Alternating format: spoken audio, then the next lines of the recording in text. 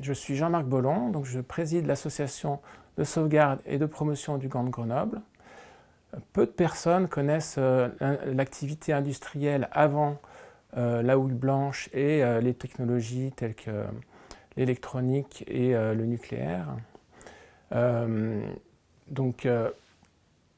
Grenoble, avant cette époque, au XIXe siècle, était capitale mondiale du gant. Donc elle produisait près de 20 millions de paires de gants chaque année. Donc toute la région grenobloise travaillait pour la ganterie.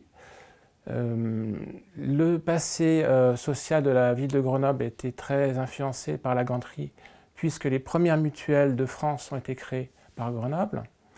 On a des inventions qui ont été créées pour la ganterie, telles que le bouton pression. Et tout ça, les Grenoblois ne le savent pas.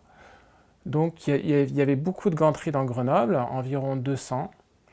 Et ce qu'on souhaiterait, c'est rendre toutes ces ganteries visibles en signalisant chacun des bâtiments avec une pastille colorée en émail.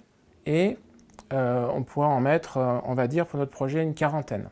Donc les Grenoblois pourraient, grâce à cette signalisation, s'apercevoir que dans chacune des rues de Grenoble, il y avait une industrie gantière. C'est une industrie qui est peu polluante et surtout invisible, car souvent elle était dans des bâtiments haussmanniens, donc qui sont aujourd'hui des bâtiments d'habitation. Donc souvent les gens habitent dans des ganteries sans le savoir. Si vous voulez vous aussi rendre visible l'histoire de la ganterie grenobloise dans les rues de Grenoble, votez pour mon projet de signalisation des ganteries grenobloises.